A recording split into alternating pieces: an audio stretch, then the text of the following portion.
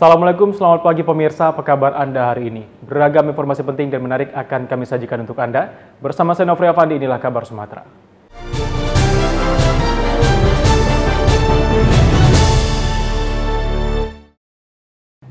Pemirsa, relawan Barisan Ganjar Nusantara atau Bagar Nusa, Dewan Pimpinan Wilayah Sumatera Utara resmi dilantik dan mendeklarasikan dukungannya kepada calon presiden dari Partai PDIP, Ganjar Pranowo. Mereka optimis rebut suara rakyat di Sumatera Utara dan memenangkan Ganjar. Berlangsung di Le Polonia Hotel Jalan Jenderal Sudirman, Medan, Polonia, Kota Medan pada Jumat lalu, Ahmad Reza Siregar terpilih sebagai Ketua DPW Bagar Nusa Sumatera Utara. Dalam sambutannya, Ahmad Reza Siregar mengatakan alasan Bagar Nusa memberikan dukungan kepada Ganjar Pranowo karena melihat sosoknya yang ideal untuk melanjutkan kepemimpinan Indonesia. Sebagai relawan, Bagar Nusa akan berjuang memenangkan Ganjar Pranowo sebagai presiden. Tak hanya itu, Bagar Nusa Sumut juga optimis memenangkan suara Ganjar di Sumatera Utara. Ahmad Reza Siregar juga mengungkapkan Bagar Nusa tak hanya sebagai relawan untuk memenangkan Ganjar Pranowo, namun juga menampung aspirasi rakyat, di mana ia melihat Sumatera Utara masih memiliki banyak permasalahan yang harus dituntaskan. Melalui relawan Bagar Nusa, nantinya akan menyampaikan masalah di Sumut kepada Ganjar. Bagar Nusa tidak hanya untuk merebut suara rakyat, tetapi kita juga berupaya menampung aspirasi rakyat. Kita melihat dan merasakan bahwa di Sumatera Utara ini ada beberapa hal yang masih kurang dirasakan oleh masyarakat kita, yaitu pertama tentang persoalan penegakan hukum, yang kedua persoalan konflik agraria, ketiga kemudian adalah pasca COVID ini kita melihat bahwa perekonomian rakyat, kesejahteraan rakyat belum bertumbuh secara sempurna. Pada deklarasi turut hadir pengurus partai pendukung Ganjar Pranowo yakni PDIP Sumatera Utara, P3, Hanura, dan Perindo. Dari Medan, Sumatera Utara, Amidal Yauzar, TV One mengabarkan. Masyarakat Kecamatan Medan Timur, Kelurahan Perintis melaksanakan gotong royong membersihkan lingkungan sekitar sebagai bentuk pelaksanaan instruksi Wali Kota Medan dalam hal penanganan kebersihan lingkungan. Sebagai bentuk pelaksanaan instruksi Wali Kota Medan dalam hal penanganan kebersihan lingkungan, masyarakat Kecamatan Medan Timur, Kelurahan Perintis melaksanakan gotong royong membersihkan lingkungan sekitar. Program kegiatan gotong royong ini merupakan program prioritas dan instruksi Wali Kota Medan melalui Peraturan Asisten Pemerintah atau ASPEN diteruskan oleh camat dalam penanganan kebersihan lingkungan yang diselenggarakan bergotong royong secara rutin 2 kali dalam sepekan pada hari Jumat dan Sabtu. Kegiatan kali ini dipusatkan pada seputaran lapangan Melati, lingkungan 5 Jalan Sempurno, Kelurahan Perintis, Kecamatan Medan Timur pada Sabtu 16 September. Gotong royong ini tak hanya melibatkan masyarakat sekitar saja, tapi juga seluruh elemen masyarakat yang terdiri dari unsur yang ada di Kelurahan, Babinsa, Babin Kamtipmas, jajaran kepala lingkungan, aparatur sipil negara, petugas penanganan prasarana dan sarana umum atau P3SU, komunitas forum anak, dan petugas kebersihan Melati Bestari Kota Medan. Menghimbau dan menjadi harapan kita agar kita meningkatkan kebersihan di wilayah kita. Kegiatan gotong royong kita tingkatkan karena ini juga menjadi momen untuk kita boleh bersilaturahmi dengan masyarakat sekaligus membersihkan wilayah, dan terutama kita tahu ini memasuki musim penghujan. Membersihkan wilayah itu salah satunya dapat mencegah nanti dampak-dampak genangan yang ada di saluran-saluran drainase. Jadi yang terlibat adalah seluruh segenap unsur yang ada di kelurahan, yaitu Babinsa, Babin Kamtipmas, jajaran kepala lingkungan, ASN, kader, dan juga lapisan masyarakat yaitu LPM dan masyarakat setempat. Dari Medan, Sumatera Utara, tim TV One mengabarkan. Kolaborasi Medan Berkah. Mantap! Pemerintah Kota Pagar Alam melalui Dinas Pekerjaan Umum dan Penataan Ruang akan lakukan perbaikan tata ruang di wilayah Kota Pagar Alam. Inilah rapat konsultasi publik pendampingan revisi ruang tata dan ruang wilayah Kota Pagar Alam tahun 2012-2032 yang dibuka langsung oleh Sekretaris Daerah Kota Pagar Alam Samsul Bahri Burlian di ruang rapat Besemah 1 pada Kamis 7 September 2023. Pada rapat ini diikuti Forkopimda Pagar Alam, OPD di lingkungan Pemkot Pagar Alam, Dinas PU Bina Marga dan Tata Ruang Sumatera Selatan, Dinas PUPR Muar Enim, Dinas PUPR Kabupaten Lahat, Kabupaten Bengkulu Selatan, dan Kabupaten Kaur Provinsi Bengkulu.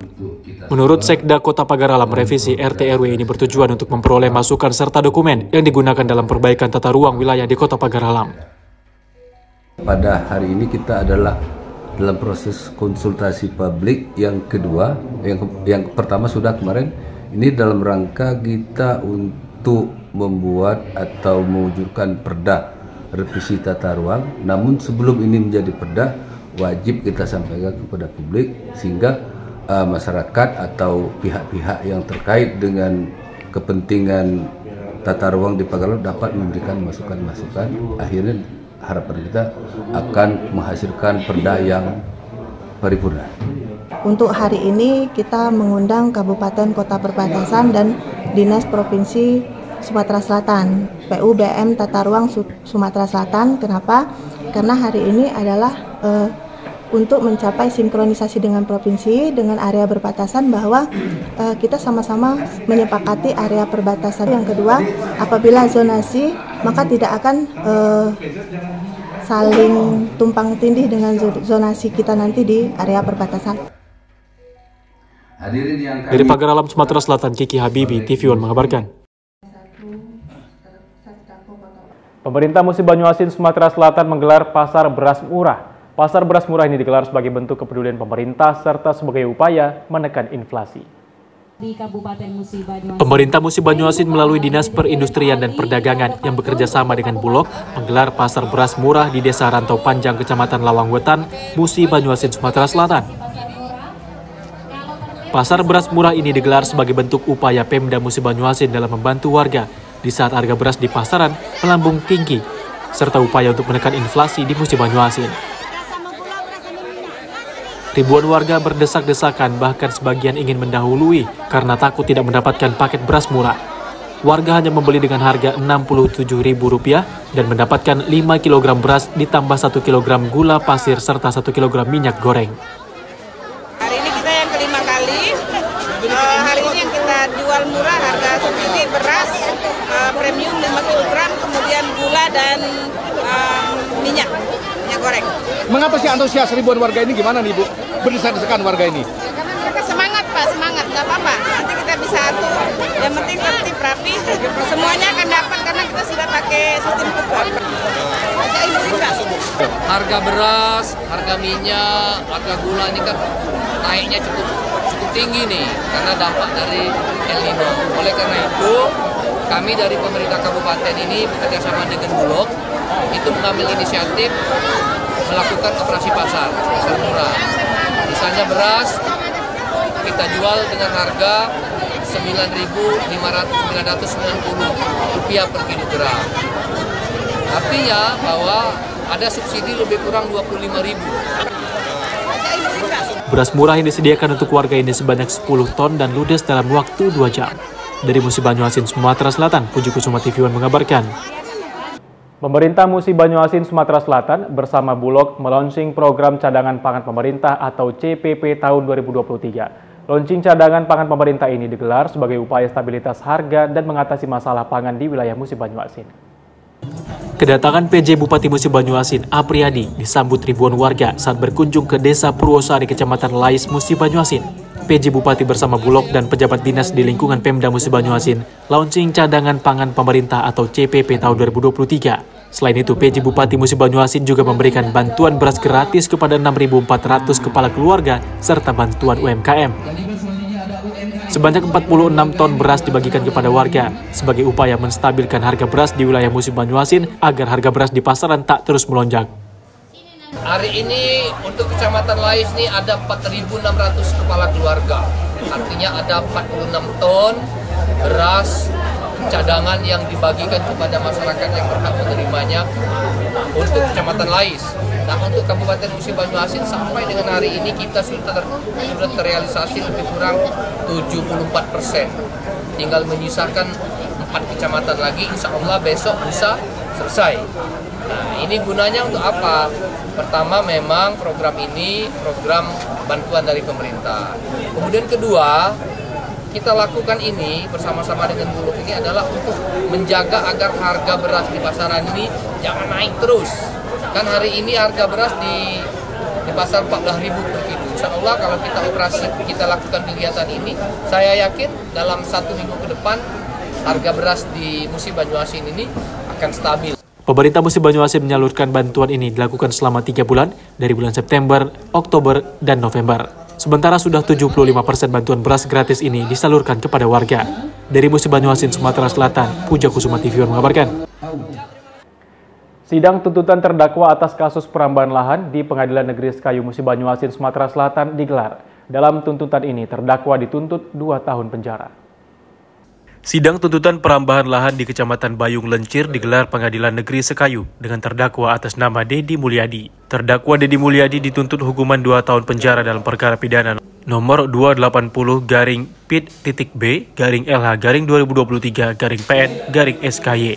Sidang ini diketuai oleh Ketua Majelis Hakim Kristo Even N. Sitorus didampingi Hakim anggota Edo Juniansyah serta Arif Herdianto dilaksanakan secara daring. Sementara terdakwa berada di Lapas 2B Sekayu. Dalam tuntutan ini, kuasa hukum terdakwa, Dian Ayu Indra Wardani, bahwa sidang tuntutan ini seharusnya terdakwa tidak dituntut 2 tahun karena terdakwa tidak bersalah. Jatuhkan pidana oleh karena itu dengan pidana penjara kepada terdakwa Dedi Mulyadi bin Nur Sadi alias Jalis selama 2 tahun dan pidana denda sejumlah Rp3.281.250.000 dengan ketentuan apabila denda itu tidak dibayar maka ganti dengan pidana kurungan selama 6 bulan dikurangi masa penahanan yang telah dijalani. Sebagai kuasa hukum, saya berharap bahwa hakim bersikap objektif dalam menilai putusan tersebut dan klien kami itu dapat dibebaskan dari segala tuntutan.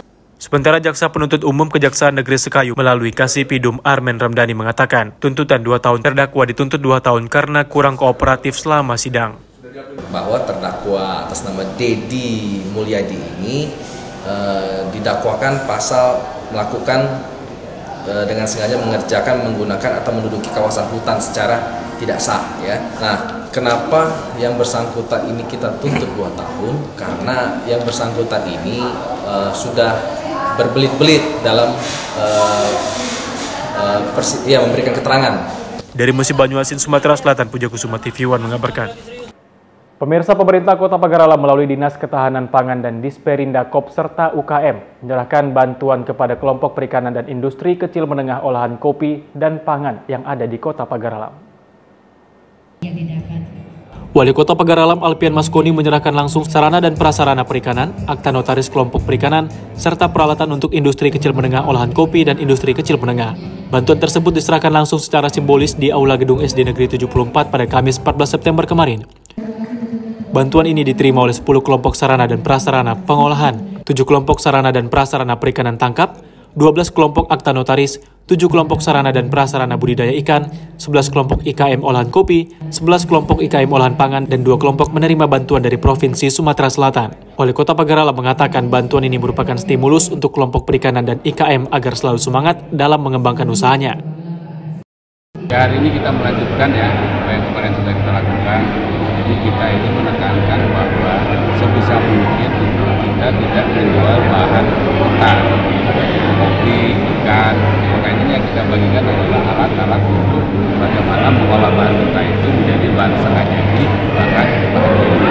Misalnya itu kita pakai mesin, ada pakai ada pressure, ada mesin-mesin penggiling untuk ikan dan macam-macam tadi yang kita dapatkan. Ini semua bagaimana kita upaya untuk meningkatkan pendapatan masyarakat melalui kelompok tadi dengan difasilitasi atau distimulus ya, dikasih penyemangat mereka untuk bagaimana bahan-bahan mentah diolah menjadi bahan jadi dengan harapan bahwa kalau bahan jadi harganya akan lebih mahal dan barang itu bisa tahan lama. Memberikan dengan terus ikhlas tentunya. Dari Pagar Alam, Sumatera Selatan, Kiki Habibi TV One mengabarkan.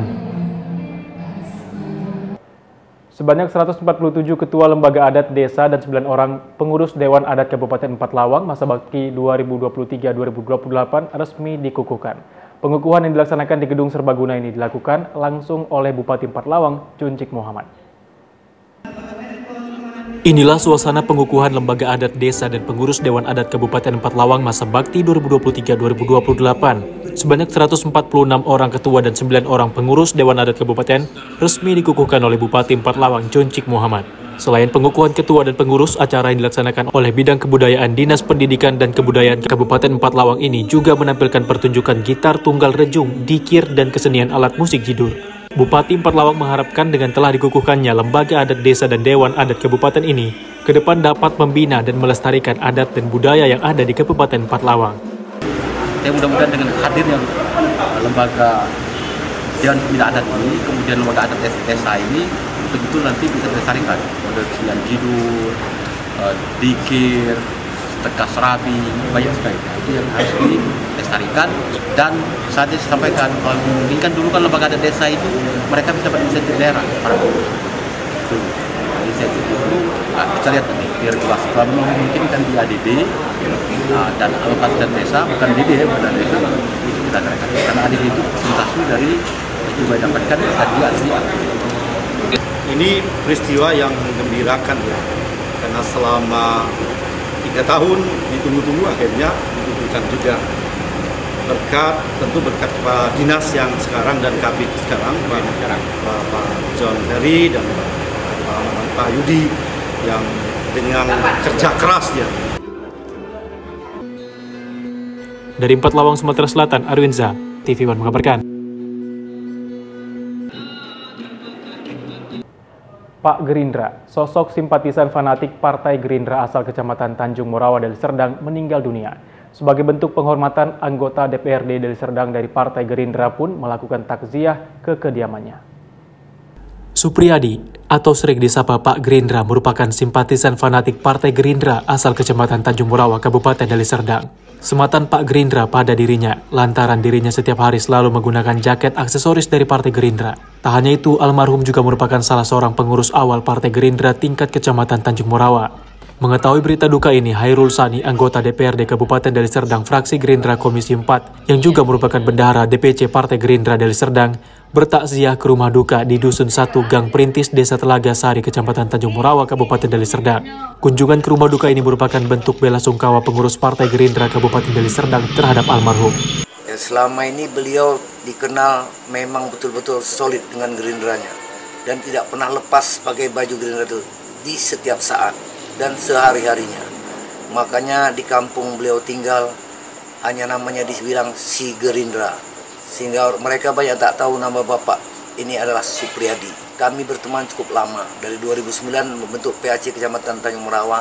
Beliaulah yang mendampingi saya sebagai ketua PAC pada saat itu. Dan sampai saat sekarang kami tetap berteman dengan baik dan beliau tetap pejuang sejati di dalam Gerindra Kecamatan Tanjung Morawa. Kami sangat merasa kehilangan, sangat berduka yang sedalam-dalamnya setelah berpulangnya rekan juang kami, Bapak Supriyadi alias si Gerindra ini.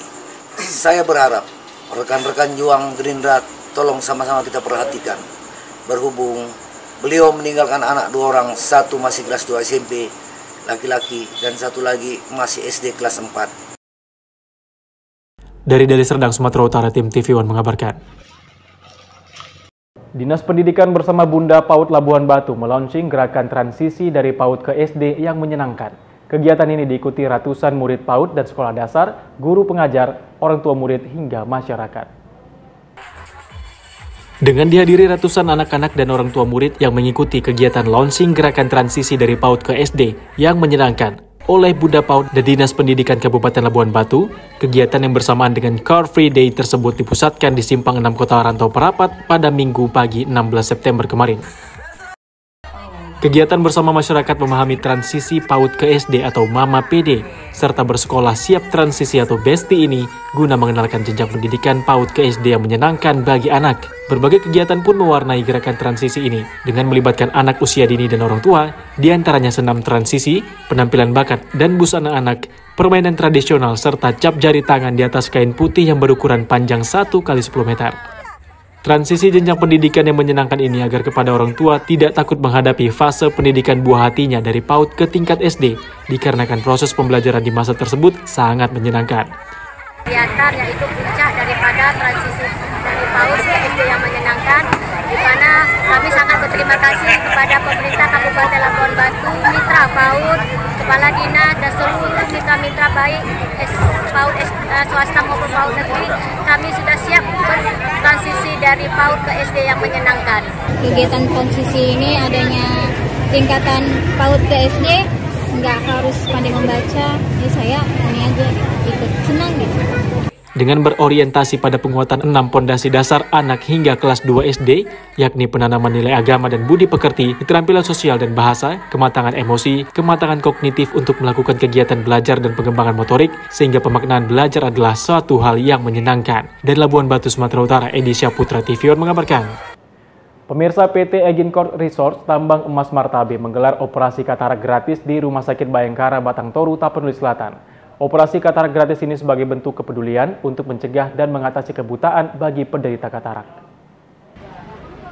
PT Eginkor Resort Tambang Emas Batang Toru, Tapanuli Selatan, Sumatera Utara, bekerja sama dengan Polres Tapanuli Selatan dan pemerintah Kabupaten Tapanuli Selatan menggelar operasi katarak gratis bertajuk Buka Mata Lihat Indahnya Dunia dengan target 1.000 mata. Rangkaian operasi katarak gratis yang diadakan PT Eginkor Resort setiap tahunnya merupakan komitmen perusahaan mendukung kesehatan masyarakat, terutama bagi masyarakat prasejahtera. Selain itu, operasi katarak gratis ini dilakukan sebagai bentuk kepedulian untuk mencegah dan mengatasi kebutaan bagi penderita penyakit katarak, khususnya di lingkar tambang PT Eginkor Resort. Dalam kegiatan ini, para peserta operasi katarak gratis yang telah menjalani operasi beberapa hari yang lalu membuka perban. Kemudian pihak perusahaan PT Eginkor Resort bersama Kapolres Tapanuli Selatan dan unsur Forkopimda bersama Forkopimca memberikan obat tetes mata pada peserta operasi katarak gratis. Kegiatan ini dilakukan di 4 rumah sakit, diantaranya Rumah Sakit Bayangkara Batang Toru, Rumah Sakit Umum Sipirok, Rumah Sakit Mata Siantar, dan Rumah Sakit Mencirim 77 Medan. 11 sampai sekarang berarti sudah 9 kali, dan memang untuk tahun ini skupnya sedikit lebih besar. Kita menambahkan 1 kota baru ya, dan targetnya ada 1.000 mata. Dan kita berharap dengan ini bisa membuat orang mata itu akan lebih sehat di Sumatera Utara, khususnya di daerah Batang Toru. Katarak yang menjadi opsi. Kalau katarak itu selalu menyerang orang yang tadinya sehat, tadinya orang produktif, namun ketika dia terkena katarak, dia tidak bisa produktif lagi dan menjadi ketergantungan dengan keluarganya. Jadi ketika nanti kita sudah operasi, harapannya mereka menjadi orang yang produktif kembali dan bisa menjadi tulang punggung kembali bagi keluarga mereka. Dari Tapanuli Selatan, Sumatera Utara, Dadi Herianto, TV One mengabarkan. Komisi 4 DPR RI meminta pemerintah daerah agar proaktif mendorong program peremajaan sawit rakyat atau PSR guna meningkatkan produktivitas sawit secara nasional.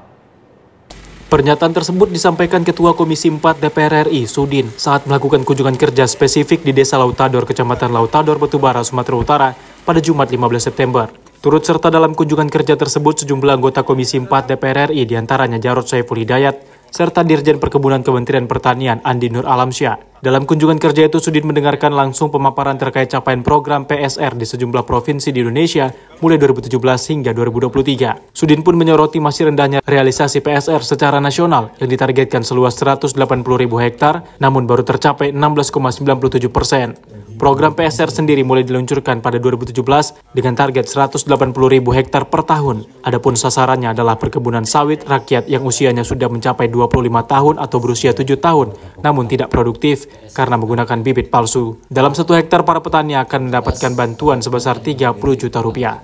Harusnya dinas perkebunannya lebih aktif lagi. Kalau dulu persyaratan untuk mendapat PSR itu 21 persyaratan, sekarang cukup 2. 2 itu antara lain masalahnya di LHK, kebetulan LHK kan mitra kerja saya. Satu lagi di BPN. Yang pertama, ternyata masalah PSR ini banyak yang belum memahami karena termakan isu-isu yang mengakibatkan masyarakat itu takut untuk mendapatkan atau membuat perkebunan melalui pendanaan dari PSR. Tadi ada yang bertanya, katanya diambil fotokopi mau dijual ya kebunnya, ternyata enggak. Bahkan sawit yang belum sampai 25 tahun masa produksinya, tapi sawit yang 7 tahun saja tapi dia produksinya masih rendah karena bibitnya tidak baik, itu boleh diikutkan program PSR. Dari Batubara, Sumatera Utara, tim TV One mengabarkan. Guna menumbuhkan semangat baru dan menjalin kekompakan tim, Bapenda Kabupaten Batubara menggelar arung jeram di Sungai Bahbolon, Serdang, Bedagai. Seperti apa keseruannya? Berikut liputannya. Wisata arung jeram Sungai Bah Bolon berada di Desa Buluduri, Kecamatan Sipispis, Serdang Bedagai, Sumatera Utara. Untuk ke lokasi ini dapat ditempuh dengan waktu sekitar 2 jam dari Kabupaten Batubara. Sebanyak 59 orang dari Bapenda Kabupaten Batubara sebelumnya berkumpul dan mempersiapkan peralatan arung jeram seperti jaket keselamatan, helm, dan dayung. Kemudian mereka pun bergerak menuju titik awal arung jeram dengan menumpang truk selama 30 menit. Meski air sungai sedikit keruh akibat baru turun hujan, tak menyurutkan semangat mereka. Setelah mendapat pengarahan dari pemandu, menyusuri Sungai Bah Bolon menggunakan 10 perahu karet pun dimulai. Selama berarung jeram, peserta pun disuguhi pemandangan tebing-tebing tinggi serta jeram-jeram air yang cukup deras dan sangat memacu adrenalin. Saking asik dan serunya, perjalanan pun tak terasa sudah 3 jam. Setelah mengarungi jeram Sungai Bah Bolon, para peserta pun kembali ke base camp. Pengalaman rafting hari ini cukup luar biasa, memberikan semangat baru bahwa tumbuh emosional kita bertambah dan kita secara emosional, kemudian dengan kawan-kawan rasa kekompaan semakin terjalin. Kenapa memilih di sini? Pertama, kenapa kita memilih di sini? Jarak tidak begitu jauh, kemudian tempatnya pun tidak terlalu berisiko tinggi kepada kawan-kawan karena kita semua belum berpengalaman dan ini melakukan pemula-pemula untuk dalam kegiatan rafting ini. Dari Batubara, Sumatera Utara, tim TV One mengabarkan. Dalam rangka tinjauan pelayanan Satuan Penyelenggaraan Administrasi SIM atau Satpas, Direktorat Lalu Lintas Polda Sumatera Utara melakukan inspeksi mendadak ke Mapolresta Deli Serdang. Kombes Pol Muji Edianto melakukan inspeksi mendadak di Polresta Deli Serdang Senin 18 September kemarin. Dalam kunjungannya, Dirlantas bersama Kasat Lantas dan Kanit Regiden Satlantas Polresta Deli Serdang memantau satu persatu ruang stand pelayanan permohonan. Tak ayal, Kombes Pol Muji Edianto juga turut langsung menyapa warga yang sedang mengajukan permohonan SIM. Selain itu, kunjungan ini guna memastikan proses pelayanan, biaya administrasi, serta tata cara pembuatan SIM, baik A, C maupun B1 dalam koridor yang sepatutnya. Di mana saat ini proses pembuatan SIM sudah baik mulai dari waktu penerbitan, serta tak ada lagi calo di setiap sudut ruangan Satlantas Polresta Deli Serdang. Dirlantas juga berpesan kepada masyarakat agar jangan ragu untuk membuat SIM baik A, C maupun B1, di mana nantinya petugas Satlantas senantiasa menuntun dan mengarahkan warga dalam tiap-tiap prosesnya. Jadi ada kepastian waktu, ada kepastian biaya, PNBP, ada mekanisme. Itu wajib ada. Kemudian tadi kita lihat ada masyarakat yang gagal untuk ujian teori, kemudian kita laksanakan bimbingan untuk kemudian hari ini diperbolehkan melaksanakan ujian kembali. Mudah-mudahan terus bisa ditingkatkan pelayanannya oleh Satpas di Polres Deli Serdang, calo tidak ada.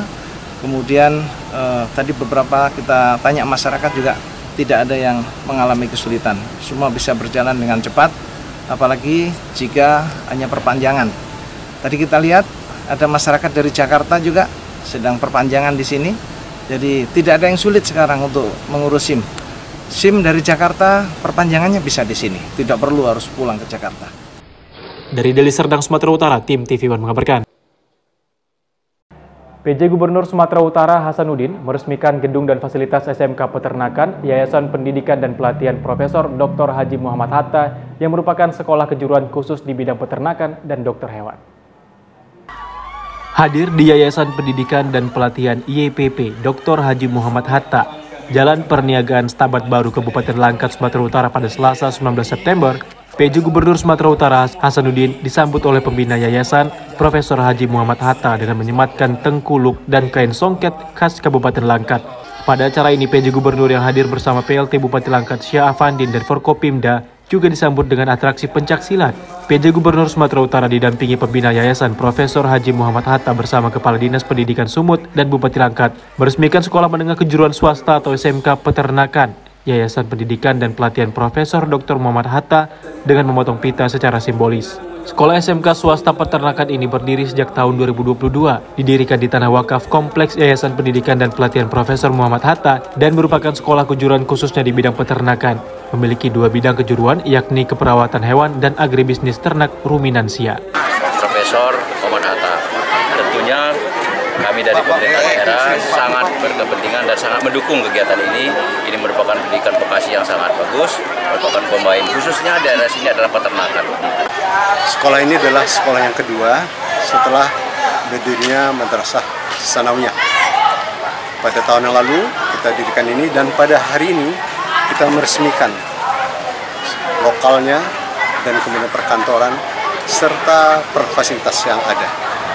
Di atas lebih kurang 1,5 hektar berdirinya SMK ini, kita berharap masa depan bahwa sekolah ini bisa mendidik. Dari Medan, Sumatera Utara, Amid Aliauzar, TV One mengabarkan. Informasi tadi sekaligus menutup jumpa kita pada hari ini. Tetap perbarui informasi Anda di kanal YouTube TV One News dan kanal berita tv1news.com. Saya Nofri Fadi bersama kerabat kerja yang bertugas pamit undur diri. Wassalamualaikum warahmatullahi wabarakatuh dan sampai jumpa.